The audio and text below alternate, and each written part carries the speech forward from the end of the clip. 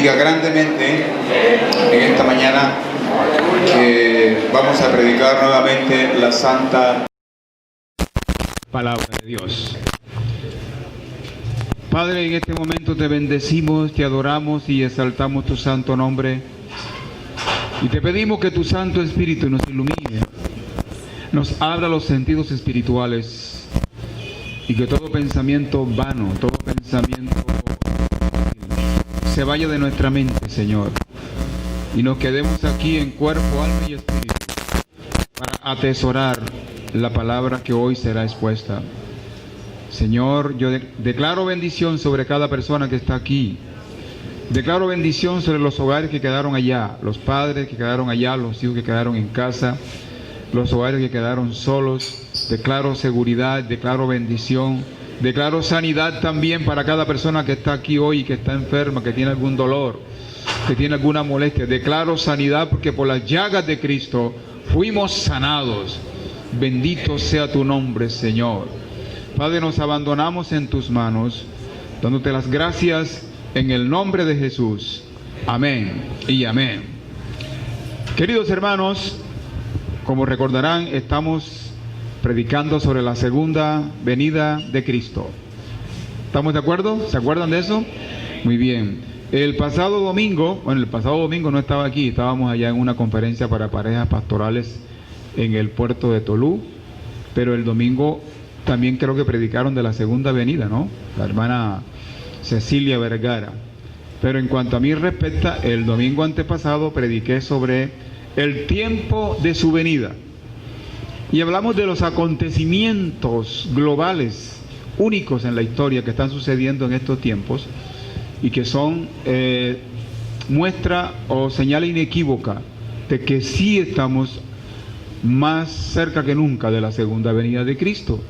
Hablamos del retorno de Israel a su tierra a partir del año 1948, cuando se decretó el Estado soberano de Israel. Hablamos de que todos los días hay judíos regresando a su tierra y esa es una señal de que Cristo está por venir. Hablamos también de que el Evangelio será predicado en todo el mundo. Esa es una de las señales también que nos indican de la próxima venida de Cristo. Dice que cuando se termine de predicar el Evangelio en todo el mundo, Cristo vendrá.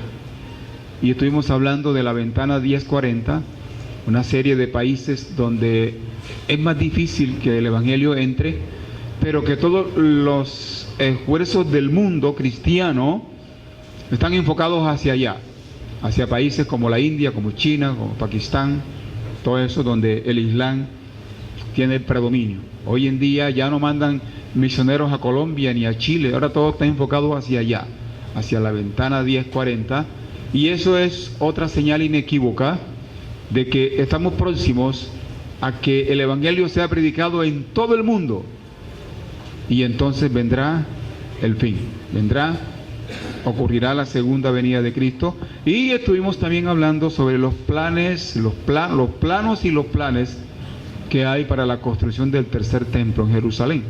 ¿Cuántos recuerdan de lo que hablamos? Que ahora mismo está ahí la mezquita de Omán y que va a ser un conflicto, pero hay un grupo, hay un comité, por decirlo de alguna manera, de judíos ultraortodoxos que están allegando fondos y que están preparando instrumentos y que están preparando a los descendientes de Leví para que ministren en el tercer templo. Y el tercer templo será el lugar donde el anticristo se sentará a usurpar el nombre de Dios. Entonces, si el templo ya hay planos y hay planes seguros, serios, quiere decir, hermano, que estamos en el tiempo de su venida. No estamos en el año, por supuesto, ¿no? No vamos a decir, no estamos en el año, pero sí estamos en el tiempo, donde los acontecimientos están sucediendo de manera seguida. Y entonces son señal inequívoca, como ya he dicho y repetido varias veces, de que estamos en los tiempos de la segunda venida de Cristo. Y estuvimos diciendo que en el reloj de Dios, escuche bien, en el reloj de Dios faltan 5 minutos en el tiempo de Dios. En el reloj no, sino en el reloj de Dios. que el reloj de Dios avanza, los acontecimientos suceden y delante de nuestros ojos todo está sucediendo, lo que indica que estamos más cerca que nunca. Y yo dije que muchos de nosotros vamos a ver la segunda venida de Cristo. Puede que usted diga, no hermano, yo no creo. Puede que usted no lo crea, pero después me echar un cuento. Estamos más que nunca cerca de la segunda venida de Cristo. Muy bien, el tiempo el mensaje de hoy, vamos a buscar segunda de Tesalonicenses capítulo 2, segunda carta del apóstol Pablo a los Tesalonicenses capítulo 2 y versículos del 1 al 4.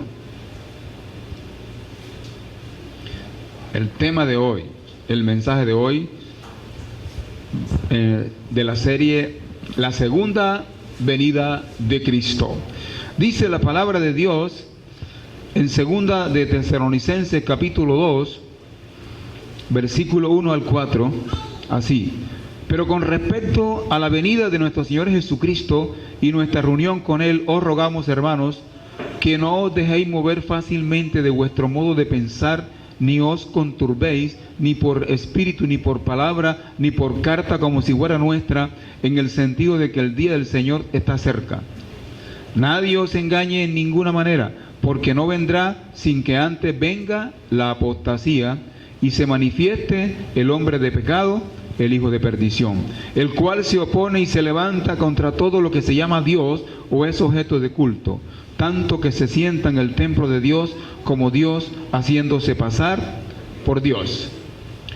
Tenga en cuenta varias cosas antes de considerar este pasaje de la Escritura. El apóstol Pablo estuvo escribiendo estas epístolas aproximadamente en los años 60 después de Cristo, o sea, hace ya casi 2000 años, ¿no? Y tenga en cuenta también que él dice, no vendrá hasta que no ocurra un fenómeno que se llama la apostasía. ¿Cuántos oyeron eso? ¿Qué es la apostasía? Es negación de la fe, es la desviación de la fe verdadera en la persona de Jesucristo. La apostasía se origina dentro de la misma iglesia y consiste en la desviación de la verdadera fe en la persona de Jesucristo y en sus enseñanzas que son eternas y que son invariables. O sea, es cuando hay una desviación de la fe en la persona de Jesucristo como Salvador, como Señor y como aquel que nos llevará a la presencia de Dios. Yo soy el camino, dijo él, la verdad y la vida. Una desviación de esa fe es lo que se llama la apostasía. Mis queridos hermanos, ¿cuáles son las causas de la apostasía? Yo me he tomado la libertad de hacer una radiografía de las causas, lo que origina la apostasía. ¿Por qué? Porque uno ve, la iglesia de hoy en el mundo, los movimientos que se levantan en el mundo. Entonces uno puede hacer un diagnóstico, ¿verdad?, de lo que las causas de lo que origina la apostasía. A ver, la dificultad de vivir un auténtico cristianismo por la renuncia que tenemos que hacer de las obras de la carne. Tomar la cruz, como dijo Jesucristo, tomar la cruz implica un sacrificio personal que muchos no están dispuestos a hacer. Tomar la cruz del sacrificio, sacrificar nuestra voluntad, dejar que hacer la voluntad de Dios, tener que perdonar, tener que amar a quien no se lo merece, es una cruz pesada. Y yo creo que es más pesada que la cruz de madera, que de pronto que pesa sus kilos, ¿verdad? Entonces, el camino de Cristo es más que frases bonitas, ¿verdad? Es mucho más que eso. Es una auténtica negación al ego o viejo hombre. Seguir la corriente de este mundo es más fácil. Hacer lo que la mayoría hace es más fácil. Vivir una vida de un evangelio llevando la cruz de Cristo no es fácil. Ahora, B. Jesús tipificó el camino de la vida como un camino angosto. ¿Cuántos saben eso? Mateo 7, 13 y 14, ¿verdad? Donde nuestra voluntad está sometida a la voluntad de Dios. ¿Qué implica eso? Que nuestros más bajos instintos tienen que estar sujetos a la palabra de Dios. Hay un sometimiento de nuestros instintos, de nuestros pensamientos a la palabra de Dios. Y muchos se les hace pesado eso, de un sometimiento, porque el hombre quiere el libertinaje, quiere hacer lo que venga en gana. Yo con mi vida hago lo que quiera. Así dice uno. Pero Dios te pone la rienda. No, por ahí no es. Hay un orden. El reino de los cielos es una serie de leyes, una serie de normas que regulan nuestra vida. Y no es lo que yo quiera, es lo que Dios dice que tengo que hacer. Mucha gente no le gusta eso, ¿verdad? ¿Cuál es otra posible causa de la apostasía? Jesús nos dice que en el mundo encontraremos aflicción. ¿Sí han oído eso? En el mundo encontraréis aflicción. Sí, Jesús no nos dijo que haber un camino de rosas. Dijo, van a encontrar aflicción. Solamente confíen que yo he vencido al mundo. Pero mis queridos hermanos, pero en una sociedad, en un mundo donde se privilegia el gozo, el placer desmedido, los deleites desmedidos, en una sociedad donde se privilegian los deseos de los ojos y la vanagloria de la vida, muchos no encontrarán atractivo el Evangelio. ¿Están oyendo eso? En una sociedad donde se privilegia el goce, los deseos de los ojos, la vanagloria de la vida. Yo quiero gozar la vida, yo quiero los deleites, así sean desmedidos, a cualquier costo. En un mundo como ese, la gente más bien no encuentra el Evangelio atractivo. El Evangelio del sometimiento, un orden al reino de Dios, al gobierno de Dios. Es una cruz, es una responsabilidad que un sector de la iglesia no quiere llevar, no está dispuesto a someterse a esa norma. Ahora, implicaciones de lo que es el cristianismo, ¿verdad? Un cristianismo donde hay que someterse a la voluntad de Dios. ¿Qué implica entonces eso de que el cristianismo sea algo donde hay sufrimiento, donde hay negación, donde tenemos que llevar una cruz? Implica que el camino angosto que nos presenta Cristo regula nuestros pensamientos. El camino angosto regula nuestros pensamientos y por lo tanto nuestras acciones. La palabra de Dios te dice lo que tienes que pensar y por consiguiente lo que tienes que hacer, ¿verdad? No podemos dar rienda suelta a todos nuestros deseos. Muchos de ellos son perversos.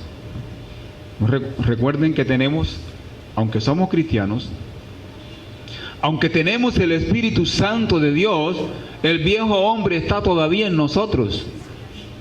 No ha muerto. Aunque Cristo lo crucificó, todavía sigue reinando en muchos corazones que nos llamamos cristianos, ¿verdad? Muy bien. La palabra de Dios nos ofrece un ordenamiento para todas las áreas de la vida. La palabra de Dios es una constitución para el ser humano que nos ofrece un ordenamiento para todas las áreas de la vida. Para nuestra vida en el hogar, para nuestra vida laboral, los negocios si somos comerciantes, para el manejo del dinero, para nuestras diversiones, en nuestra vida privada, para los esposos y esposas, con normas apegadas a la rectitud y a la honestidad. O sea, cuando vivimos la palabra, quiere decir que estamos sometidos a un ordenamiento en todas las áreas de nuestra vida, no solamente en la iglesia, en el hogar, en el trabajo, en los negocios, donde vayamos, hay un ordenamiento al cual tenemos que someternos, que es la palabra de Dios, ¿verdad?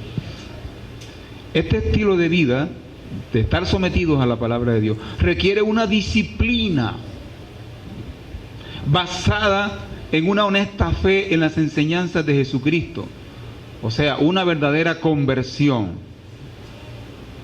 tiene que haber una verdadera conversión. Muy diferente al camino ancho, donde practicamos el libertinaje. Entonces, ser cristiano, vamos a decirlo, ser cristiano quiere decir que hay un cercenamiento de nuestra libertad. En otras palabras, no podemos hacer lo que nos dé la gana. No, que yo con mi vida hago lo que quiera. No, que ya tu vida le pertenece a Cristo. Ya tienes que vivir para honrar a Cristo. No, es que yo soy así y nadie me arregla. No, es que tienes que someterte a la palabra de Dios, porque tú eres parte del reino de Dios. No es que yo tengo que ser como me da la gana, que Dios no se meta conmigo, que yo en la iglesia soy una cosa y por fuera hago lo que sea. Así no es. Entonces, eso implica un sometimiento, eso implica una disciplina que yo tengo que llevar sometido a la palabra de Dios, ¿verdad? Ahora, escuche bien ahora. Toda doctrina que suavice el evangelio, ¿cómo usted podría interpretar esa palabra de suavice el evangelio? Toda doctrina que suavice la cosa, que le eche aceitico para que sea más suave, será atractiva, ¿verdad? Para un sector de la iglesia. Estoy hablando de la iglesia en general, ¿verdad? Toda doctrina que sea más elástica, menos exigente, más ofertas y menos demandas, será un atractivo para un sector de la iglesia. Yo espero que por aquí no haya ninguno que encuentre atractivo una doctrina suave, una doctrina que no exija tanto, que no tenga tantas normas, que no cercene tanto mi libertad, donde yo pueda hacer cosas y nadie me diga nada. Entonces, habrán doctrinas así y siempre será un atractivo. Dígame si no. No para para un verdadero cristiano, no. Pero para aquellos cristianos que prefieren vivir una vida superficial, acomodada, desde la barrera, no adentro, sino desde la barrera, allá desde el tercer piso, para eso será un atractivo. Toda doctrina que sea más suave, ¿verdad? Muy bien. Dice la palabra que la apostasía se origina dentro de la iglesia. Vamos a leer el libro de los Hechos. Vamos a leer dos citas aquí. Hechos capítulo 20 y versículos 29 al 30. Hechos capítulo 20 y versículos 29 al 30. Dice el apóstol Pablo en la carta, el libro de los Hechos, dice: porque yo sé que después de mi partida entrarán en medio de vosotros lobos rapaces que no perdonarán al rebaño, y de vosotros mismos, que dice, se levantarán hombres que hablen cosas perversas para arrastrar tras sí a los discípulos. De vosotros mismos, está diciendo el apóstol Pablo, aquella vez cuando hablaba a una iglesia en el libro de los Hechos. De vosotros mismos se levantarán. Ahora leamos en 2 de Pedro capítulo 2 y versículo 1 y 3. O sea, la escritura está previendo la apostasía y que saldrá de la misma iglesia. 2 de Pedro capítulo 2 y versículo 1 al 3. Dice la palabra de Dios así: pero hubo también falsos profetas entre el pueblo, como habrá entre vosotros, falsos maestros, que introducirán encubiertamente herejías destructoras y aún negarán al Señor que los rescató, atrayendo sobre sí mismos destrucción repentina. Y muchos seguirán sus disoluciones, por causa de las cuales el camino de la verdad será blasfemado. Y por avaricia harán mercadería de vosotros con palabras fingidas. Sobre los tales ya de largo tiempo la condenación no se tarda y su perdición no se duerme, porque si Dios no perdonó a los ángeles que pecaron, sino que arrojándolos al infierno los entregó a prisiones de oscuridad para ser reservados al juicio, y si no perdonó al mundo antiguo, sino que guardó a Noé, pregonero de justicia, con otras 7 personas, trayendo el diluvio sobre el mundo de los impíos, y si condenó, etcétera, etcétera, tampoco va a dejar de condenar a las personas que hemos mencionado aquí, que se levantarán con falsos maestros, con falsas enseñanzas, con herejías encubiertas, que harán mercadería de los creyentes. Esto es lo que está diciendo la palabra de Dios. Dice que entrarán al rebaño lobos rapaces, una figura para decir de personas osadas, atrevidas, ¿verdad? Y de vosotros mismos se levantarán hombres que hablen cosas perversas, falsos maestros con herejías encubiertas, y muchos seguirán sus disoluciones, y el camino de la verdad será blasfemado. Por avaricia harán mercadería de vosotros con palabras fingidas. Ahora, yo le hago a usted una pregunta. No voy a mencionar el nombre de ese movimiento que creo que ya está a punto de desaparecer porque su líder murió. ¿Alguien sabe? ¿Cuál era el atractivo que ofrecía ese movimiento? Bueno, el pecado no existe. El que peca es la carne, esa es la teoría. Que peca es la carne, el espíritu no peca, así que si usted peca no hay problema. Porque el que pecó fue la carne, y la carne y el espíritu no tienen nada que ver. En otras palabras, el pecado no existe. Esa es la doctrina, ¿verdad? ¿Qué más dice? El infierno no existe. Quiere decir que usted puede hacer lo que venga en gana porque no habrá juicio, no habrá castigo. No existe. Eso es un camino ancho y sabroso. No hay pecado, no hay infierno. Además, dice esa doctrina, la salvación no se pierde. Ya Cristo te santificó, ya eres salvo. Ahora tienes que permanecer hasta que mueras, y nunca vas a perder la salvación. ¿Usted cómo ve esa puerta? ¿Angosta o ancha? Haz lo que sea, vive como sea, no hay problema con eso, nunca te vas a perder. Ya Cristo pagó por ti, y viva lo que quieras vivir, no vas a perder lo que ya Él consiguió. Sabroso eso, ¿no? Esa es una puerta ancha, y por ahí cabe mucha gente que se tragan ese cuento. Y la otra doctrina es que no tenemos que orar ni ayunar, porque ya Cristo ayunó, ya Cristo oró. Nosotros no tenemos que hacer nada, sino de chévere, gozar la vida y esperar que allá tenemos la habitación en el cielo segura, con las llaves listas, para que cuando vayamos de aquí, vamos al cielo directamente. Eso es un camino ancho, peligroso, ¿verdad? Y que mucha gente lo encuentra atractivo, y que mucha gente le dice verdad que sí, porque te cogen versículos aislados de la Biblia, aislados, los sacan del contexto y te los aplican para hacerte creer que ya eres salvo y que no vas a perder la salvación, y que puedes pecar y que no hay infierno, etcétera, etcétera. El problema es, yo quiero decir algo, porque la idea mía no es, yo pienso que todas esas personas que siguieron ese grupo son más bien víctimas, personas manipuladas. Hicieron mercadería de ellos.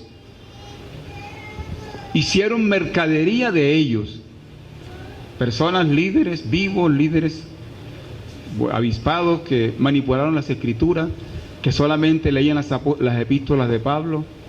Las epístolas de Juan, según ellos, no eran válidas, ni las de Pedro tampoco, ni Santiago, ni Judas, nada de eso. Solamente las epístolas de Pablo. Entonces, yo creo que ellos fueron hechos mercadería por esas personas, ¿verdad?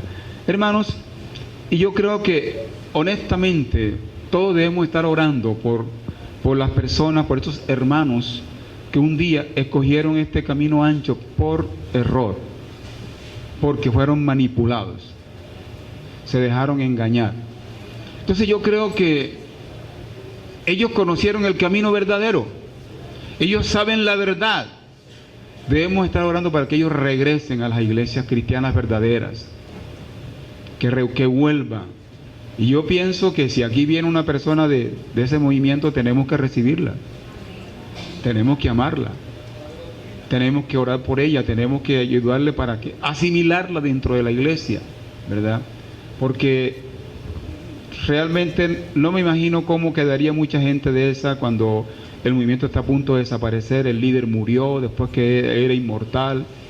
Bueno, no sé, realmente hay que orar mucho por esa gente, hermano, ¿verdad? Pero el problema es que aparecerán otros movimientos, porque mientras haya ese deseo de vivir un evangelio fácil, mientras haya ese deseo de vivir un evangelio suave, aparecerán otros maestros, aparecerán otras doctrinas, aparecerán otros profetas. Usted dirá, no, pero yo no, es que estamos hablando en el mundo entero, ¿verdad? Movimientos que captarán el interés de la gente. A ver, ¿qué es lo que la gente quiere oír? ¿Qué es lo que la gente le agrada? Y se levantarán falsos maestros conforme a lo que la gente quiere oír. Eso lo vamos a mirar ahora, ¿verdad? Hermanos, y como yo dije el domingo, no sé si fue el domingo antepasado, usted tiene que entender que la iglesia no es un club para pasarla sabroso, para hacer lo que me dé la gana y para sentirme chévere. La iglesia es un centro de formación, donde Dios a través de pastores y maestros y evangelistas nos discipula, nos prepara para la vida eterna, para quitar las asperezas que traemos del mundo, los resabios que traemos del mundo, ¿verdad? Aquí Dios nos enseña a amar, a perdonar, aceptándonos los unos a los otros, aquí en la iglesia. Es un centro de formación y tenemos que someternos a la palabra de Dios. Entonces no es un club para pasarla sabroso, para pasarla chévere, aunque podemos tener momentos buenos, por supuesto que sí los hay, pero el fin no es ese, ¿verdad? Es para formarnos a la imagen de Cristo. Eso es la iglesia, ¿verdad? Muy bien. Entonces, mis queridos hermanos, pero como dije ahora, aunque ese movimiento se terminó o está en vía de extinción, aparecerán otros movimientos que tratarán de mostrar un evangelio más suave. Y vamos a leer en 2 de Timoteo capítulo 4. Yo diría que estas palabras del apóstol Pablo son como una puerta que está allí, una puerta profética que está allí.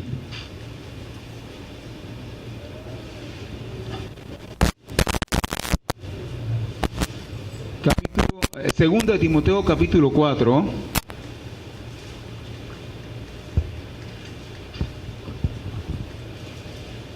del versículo 1 hasta el 4.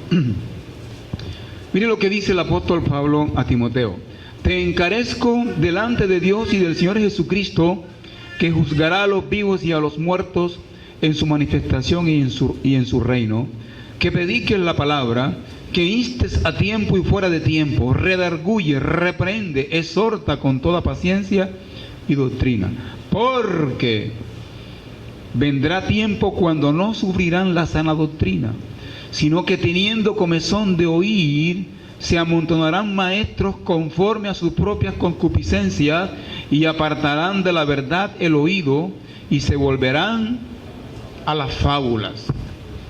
Mire, Pablo exhorta a Timoteo a predicar la palabra en todo tiempo. A veces yo quiero que usted se detenga un poquito aquí. A veces nosotros decimos, bueno, pero si es que los mensajes no cambian. Están siempre hablando del amor de Dios, están siempre hablando de la santidad, están siempre hablando del diezmo, de las ofrendas, de la reconciliación, del perdón, etcétera, etcétera, siempre hablando de lo mismo. Yo quisiera oír algo diferente. Yo quisiera que no me hablen más de pecado, que no me hablen más de nuevo nacimiento, ni de santidad, ni nada de eso. Yo quiero oír algo nuevo. El apóstol Pablo le hice a Timoteo aquí,